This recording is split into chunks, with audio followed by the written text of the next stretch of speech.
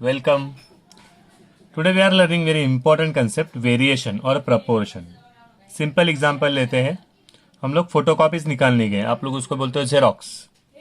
मैंने 10 जेरोक्स निकाले, 10 फोटोकॉपीज, तो मेरी अमाउंट हो गई 20 रुपीज. सिंपल है. अगर मैं 20 कॉपीज निकालता हूँ फोटोकॉपीज तो अमाउंट कितनी हो जाएगी?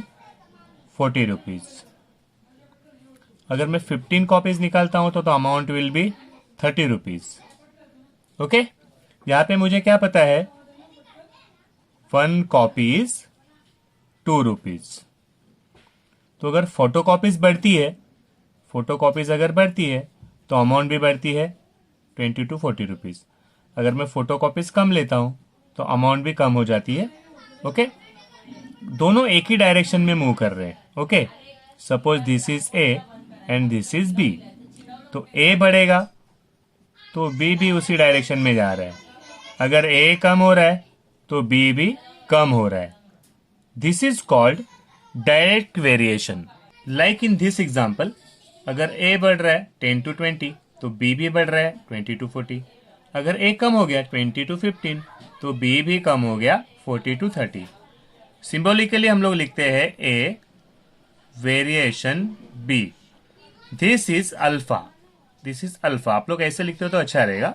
B means A and B are in direct variation. A direct variation, B. A and B are directly proportional. इसका मीनिंग हो गया अगर ए बढ़ता है तो बी भी बढ़ेगा, अगर ए कम तो बी भी कम. समझ में आ गया ना? ए डायरेक्ट प्रोपोर्शनल टू बी. अभी यहाँ पे वेरी इंपॉर्टेंट थिंग, ये अमाउंट बदलती रहेगी. 100 कॉपीज निकालेंगे 200, 1000 कॉपीज निकालेंगे 2000 रुपीज, लेकिन ये चीज कभी नहीं बदलेगी. 1 कॉपी इज 2 रुपीज. ये जो फिक्स रहेगी उसको हम लोग बोलते हैं constant. Okay. It is denoted by letter K. हम लोग यहां पे देख सकते हैं व्हाट इज के. 10 को इंटू 2 करो तो 20 आता है, 20 को इंटू 2 करो तो 40 आता है, 15 को इंटू 2 करो तो 30 आता है. ओके. That is constant. तो in case of A variation B, A directly proportional to B, A और बी का रिलेशन रहेगा A is equal to K B, और ये के हमेशा रहेगा कांस्टेंट. कांस्टेंट मीन्स फिक्स, ये नहीं बदल रहे. ये 2 रुपीज प्राइस है वो सेम है. दैट इज वाई ये बढ़ रहे या कम हो रहे. तो ए डायरेक्टली प्रोपोर्शनल टू बी, ये है सिंबल अल्फा. या तो ऐसे लिखो या तो ऐसे लिखो. इसको इक्वेशन में लाएंगे. इक्वेशन इक्वल टू साइन लिखते हैं तो दैट इज इक्वेशन. इसको इक्वेशन में कन्वर्ट करेंगे तो it will become A is equal to K B, और इसमें जो के रहेगा वो रहेगा कांस्टेंट. ए की प्राइस बदलेगी, वैसे बी की प्राइस भी चेंज होती जाएगी, लेकिन ये रहेगा कांस्टेंट. बहुत सिंपल सम्स आते हैं इस पे. Suppose A is directly proportional to B when a is equal to 10, b is equal to 25. So find b when a is equal to 16. अभी what did we learn? a directly proportional to b का meaning क्या होता है? a is equal to kb. Direct proportion रहेगा a is equal to kb, क्योंकि एक चीज है जो नहीं बदलने वाली है. Okay. K is constant. Simple step, no issue इसमें. क्वेश्चन से इंफॉर्मेशन डिराइव की, के बी लिखा, that is first step. Now second step is इनकी वैल्यू पुटअप करेंगे, ए और बी की वैल्यू. क्या दिया है? When A is 10, when A equal to 10, B is equal to 25. तो हम लोग पुटअप करेंगे a is equal to 10 and b is equal to 25. इसका मीनिंग क्या रहता है? a is equal to 10. a is equal to 10 का मीनिंग है जहां a है वहां पे लिखेंगे 10, जहां a है वहां पे लिखेंगे 10. k is k. जहां पे b है वहां पे लिखेंगे 25. ओके. किसकी वैल्यू फाइंड आउट करनी है? k की. तो k को लिखेंगे सिंगल, इंटू 25 जाएगा लेफ्ट में, 10/25.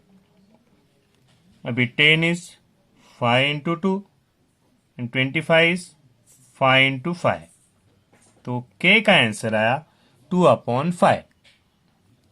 Okay, k is equal to 2/5. तो k क्या है?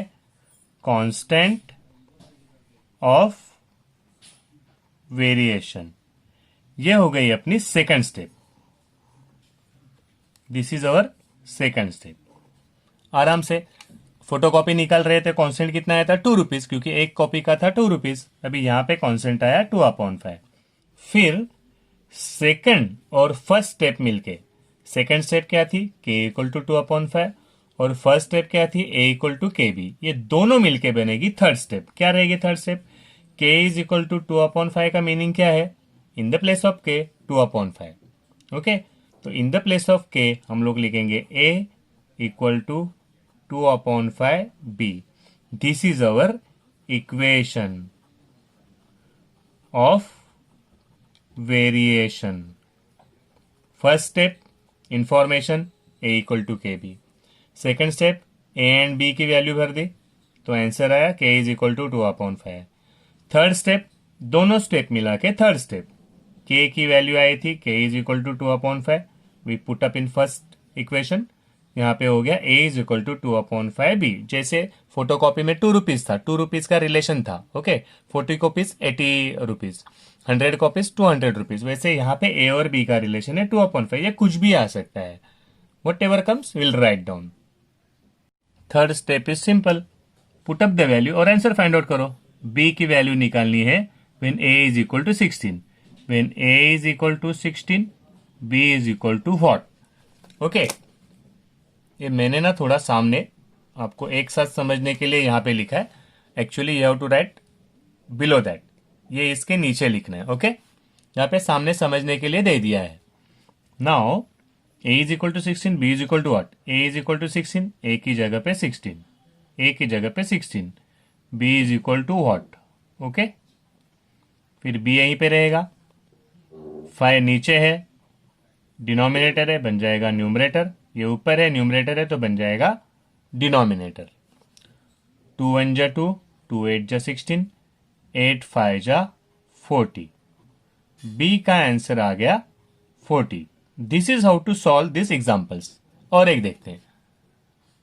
अभी एक साथ तीनों स्टेप देख लेते हैं. x and y are directly proportional, तो x directly proportional to y, therefore x is equal to ky. क्योंकि k है अपना कांस्टेंट. आप लोग लिख देना यहां पे. ये हो गया अपना फर्स्ट स्टेप, हम लोग माइंड में रखेंगे. सेकंड स्टेप में हम लोग वैल्यूज पुट अप करेंगे x और y की. So when x is equal to 45, y is equal to 15.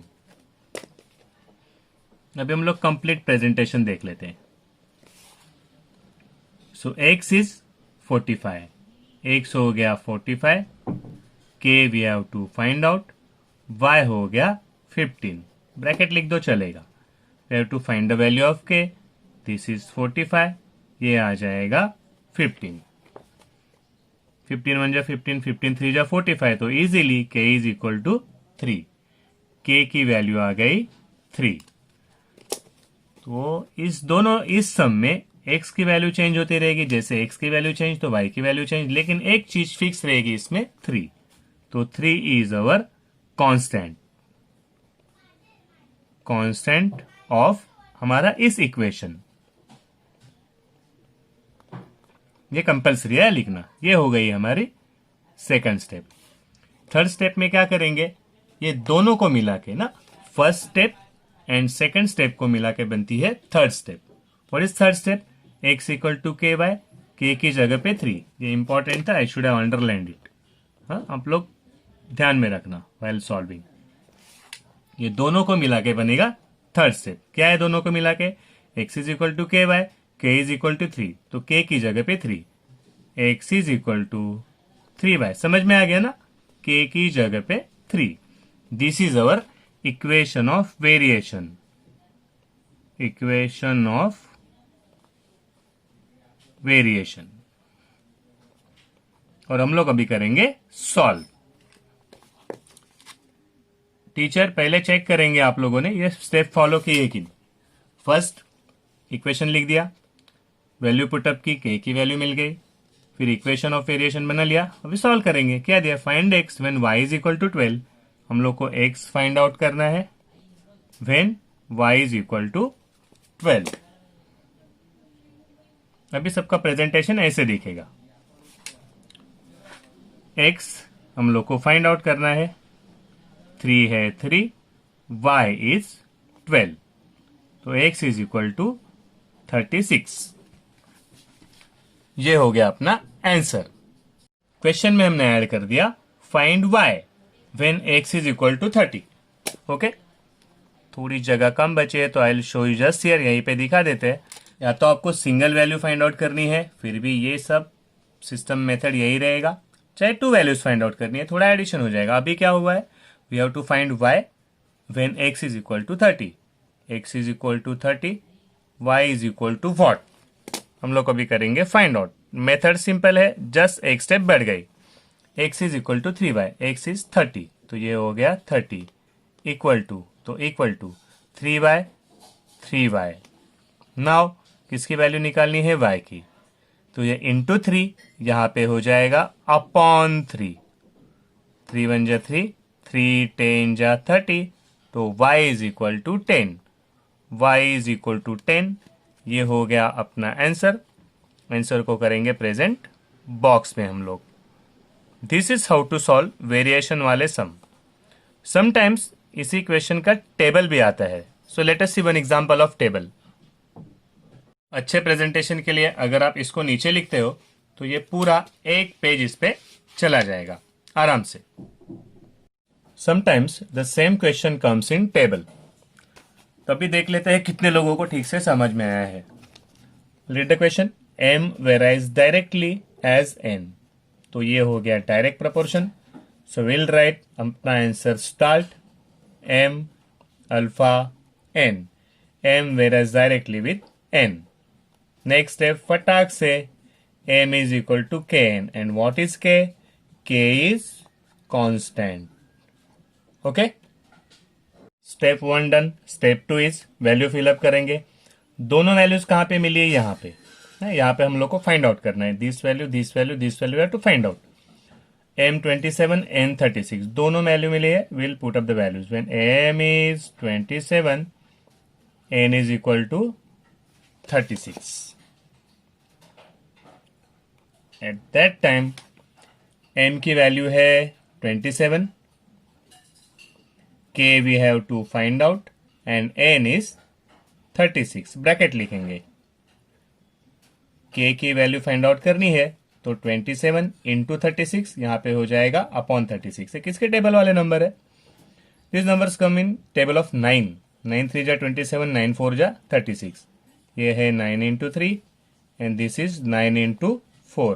When 9 is cut down, k का आंसर आया 3 upon 4। So k equal to 3 upon 4 is constant of variation. This is step 2। अभी third step में हम लोग क्या बनाएंगे, with the help of first and second. First and second, m is equal to, second में लिखा है 3 अपॉन 4, यहां पे पुटअप किया 3 अपॉन 4 n। ये जो इक्वेशन बनेगा, this is our equation of this variation. ये कैसे बनेगा, with the help of first equation, ये जो फर्स्ट स्टेप है वो, और सेकंड स्टेप, दोनों को मिक्स करके। मुझे 3 वैल्यू फाइंड आउट करनी है। When m is 15, when m is equal to 15, n is equal to what, m is equal to 15, n is equal to what? When n is equal to 48, m is equal to what? And when m is 30, n is equal to what? Equation is m is equal to 3 upon 4n. m is equal to 15, जहां पे m है वहां पे 15. This is 3 upon 4 और this is n. किसकी value find out करनी है, n। ये 4 जाएगा ऊपर, 15 इंटू 4 और 3 जाएगा नीचे, means the denominator will become numerator and numerator denominator. Okay, then 3 1 जा 3, 3 5 जा 15, 5 1 जा 5, 5 4 जा 20, n is equal to 20. Then when n is equal to 48, m is equal to what? ये अपना इक्वेशन है, हमेशा will use this equation. m की value निकालनी है. m इज इक्वल टू, ये हो गया 3/4 और n है 48. आराम से, take your time. m is equal to 3/4n. हमेशा हम लोग ये इक्वेशन यूज करेंगे. n दिया है तो विल रिप्लेस n, m दिया है तो विल रिप्लेस m.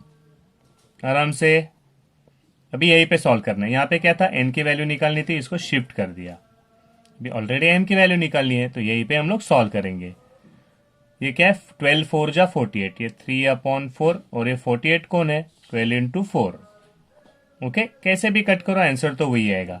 12 3 जा 36, 36 is our answer. I think you will easily solve this. Okay, आराम से सॉल्व कर देना. लेट अस सी. इसके बाद में ट्राई टू सॉल्व 7.1. बहुत इजी है. I hope that everybody will be able to solve that. तो अपना आज का होमवर्क है 7.1. All the best for doing your homework. Okay.